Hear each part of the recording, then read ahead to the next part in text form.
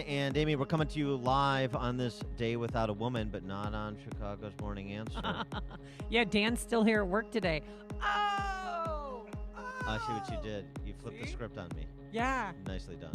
You're welcome. We are live at Zanger's Industrial Supply in Melrose Park, part of our AM 560 Signature Bank Business Tour. And the reaction from conservatives to Obamacare, the Obamacare replacement proposal advanced by GOP congressional leaders has been, well, it would have to improve to get to tepid.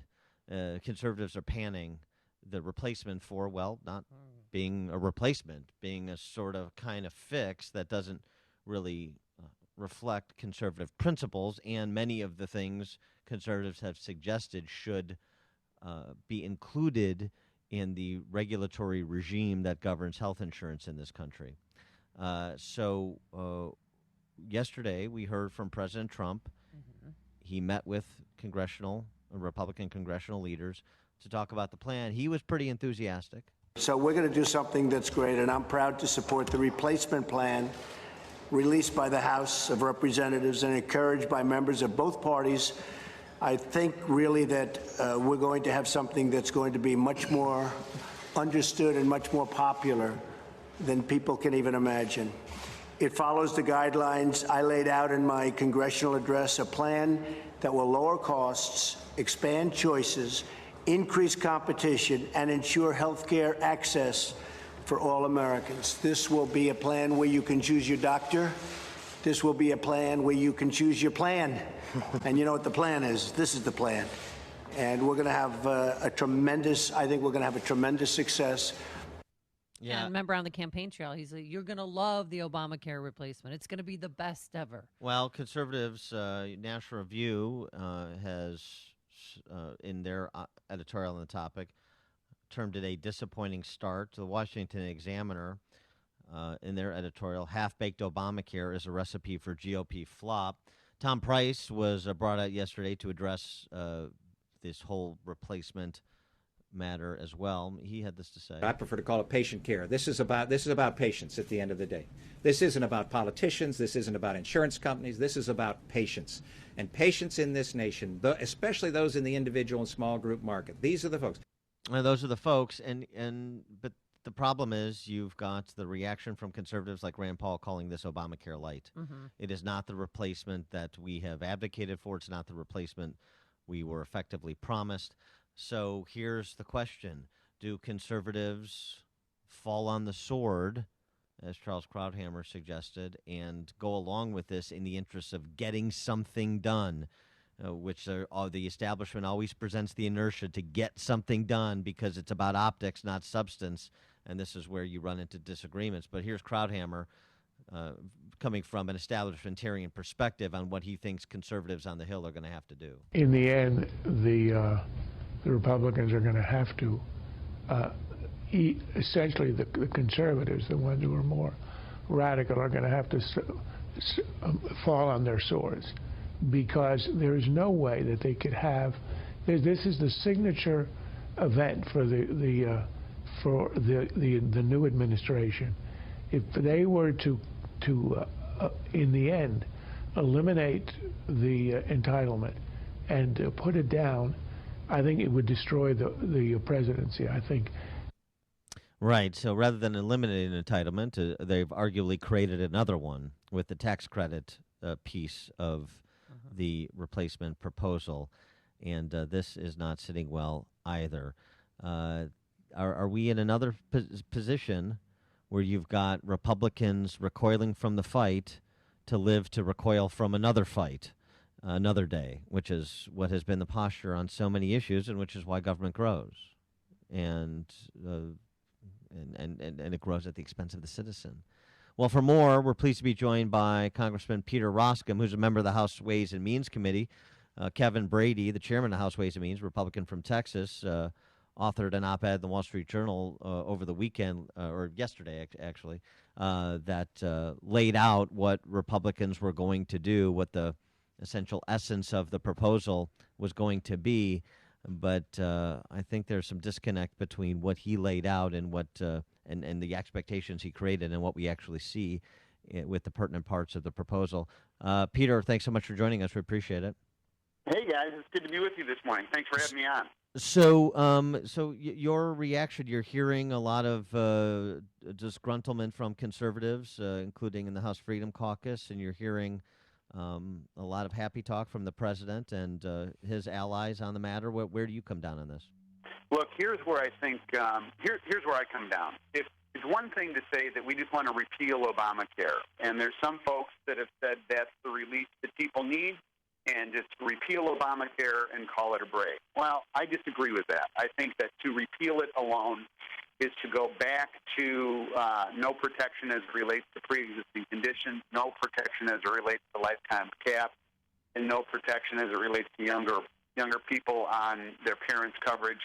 And that's a position, but it's a position that we basically rejected during the campaign. So the notion was repeal it and replace it with something else. This tax credits notion is something that has been a part of essentially every Republican replacement plan for the past several years. So now for this to become over the top and the criticism comes over the hilltop of, well, this is somehow a disaster, I'm not seeing it. I think that this is essentially the only pathway to go. We use tax credits in other fashions. I realize the nature of tax credits and what they do, but the strength of them is to empower individuals to make decisions. And I'll stipulate that there's nothing that we can do in healthcare that is not going to bring on some level of criticism, but to simply repeal Obamacare, I don't think is enough. And I think that I ran on the notion of repealing it and replacing it, and I think others did as well. And I don't think it's a matter of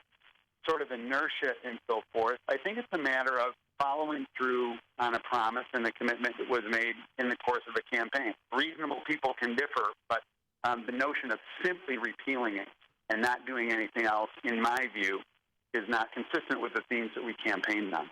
So, Congressman, what do you think is the biggest obstacle to this bill's passage? Well, the biggest obstacle is the Democrats have created orthodoxy around Obamacare. In other words, and I'll give you an example and the proof of that. When the co-ops were collapsing in Illinois and other places around the country, there was a bill that was offered in the Ways and Means Committee that I thought the Democrats would vote for. And this is what it said, that if you are in one of these co-ops and and it collapses through no fault of your own, then you don't have to pay the penalty at the end of the year for having no coverage because you tried to get coverage. We assured the Democrats that this was the only thing that the bill was going to do, and rather than them supporting it, which would have been very common sense, they opposed even that change, which tells you this is orthodoxy for them. They're unwilling to engage any level of criticism, so we're going to have to do this on our own.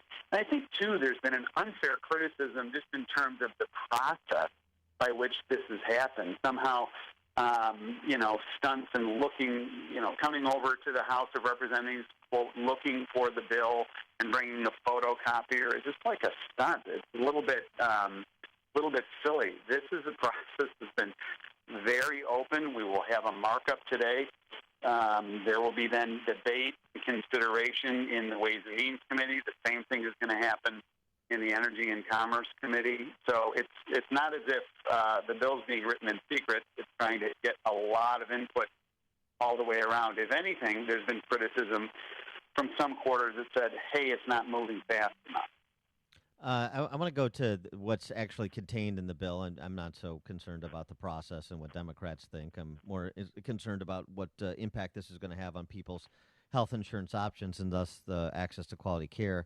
The replacement of Obamacare fines on people who go without insurance, to replace that, there's a new surcharge for people who let their insurance lapse and then try to purchase a new policy. Explain the distinction between the Obamacare approach versus that approach. So the distinction is that you've got to navigate through three core areas of traffic in order to get Obamacare replaced or repealed and replaced. The first is this reconciliation process, which is a complicated process that you're familiar with that has to do only with the limitation of numbers. So in other words, there's no ability to deal with anything other than tax policy, numerical policy, and trying to make this so that it doesn't blow up in terms of the deficit issue. So that's the reconciliation piece. The next piece is what Tom Price is going to be doing insofar as the administration. So as Secretary of Health and Human Services, he's got the capacity to sustain markets in a transition. Because remember, President Trump the other night talked about a smooth transition from one process to the other. And then finally, what's going to be the really arduous work is getting 60 votes in the Senate for things that can't be done through reconciliation and can't be done through the legislative remedies alone. So in answer to your question, that's part of a smooth transition. Okay, how does it help small business owners? I mean, when Obamacare was implemented, I know a lot of people who worked full-time who had to go to part-time positions because of Obamacare. Does this address that issue? Yeah, it does address that issue because now, I mean, part of the mandate of Obamacare is the requirement to offer that coverage. That mandate goes away. So the notion that somehow small business gets punished is taken away. There's no punishment, and we go back to not a government-approved health care plan, but plans that people themselves choose. And so I remember having discussions with my constituents. A particular business comes to mind. It's a restaurant business, and I was talking to the family up near Fox River Valley, and they said, look, we want to buy another restaurant, but the cost of us offering coverage will blow up this deal. We're not going to buy the restaurant, and that's been the criticism of Obamacare, that the downward pressure on the mandate on small business in particular has been a job-killing enterprise. And so toward that end, that mandate goes away. So that's part of the relief. Let's also talk about competition in the marketplace. So Tom Price, Secretary Price, when he addressed the issue yesterday, he made mention of the fact that you've got the insurance providers in the marketplace down 30% year over year. And in many, a third of the counties, I think he said, in the country only have one health insurance provider. So that's not competition, and thus you don't have competitive pricing. Explain how we're going to, and maybe feedback you've even gotten from the industry, that what Republicans have proposed will encourage insurers to come back into the marketplace and provide choice to consumers. Well, here's what we know, and you just stated it. We know what we have is not working, and this marketplace is essentially collapsing. So the thinking is it's a free market principle, and that is give consumers the ability to go out and make their own choices and open up the competition across state lines so that people don't have to be dealing with the same type of mandates that just become so debilitating and so much downward pressure. And over a period of time, the market will be restored. But now, Peter, on the issue, I'm sorry to interrupt, but on the issue of selling plans across state lines, is that included in what has been proposed to this point? Yeah, but that's the third part of this tranche that I was basically explaining. Okay. That's the part that you can't do in reconciliation. You can't do by executive order through Health and Human Services. You've got to pass, and you've got to get 60 votes. So the interesting people to watch are going to be at the end of this debate that when the 60-vote question comes up, the Senate Democrats who are in states that Donald Trump won and who are up in 2018, those are going to be really interesting people to be engaging with because they've got a threshold decision to make. Do they want to go with the candlelight vigil crowd and appoint, and oppose everything that we're trying to do in terms of replacing Obamacare? And if they do, then I think they're going to fundamentally run into a roadblock in 2018 in terms of their election. Or do they want to engage with us and try and figure out how to replace Obamacare with something that's failing? So I think that keep an eye, in my opinion, keep an eye on those three vehicles: reconciliation, the ability of Tom Price through the rulemaking process and his authority at Health and Human Services. But finally, it's going to take 60 votes to do some of these other things. All right. Real quick before we let you go and get on with your busy day, President Trump, I'm sure you've read his tweets, some unsubstantiated claims that President Obama had wiretapped the Trump Tower. Where do you stand on this issue? I've seen no evidence of that. And I think a far smarter move would be, if there is evidence of that, don't tweet about it, turn it over to law enforcement and let law enforcement do its job. But I've seen no evidence of that. All right, he is Congressman Peter Roskam, a member of the House Ways and Means Committee, of course, a Republican congressman from suburban Chicago, Illinois, 6th District. Peter, thanks as always for joining us. Appreciate it. Thanks, guys. Good to be with you.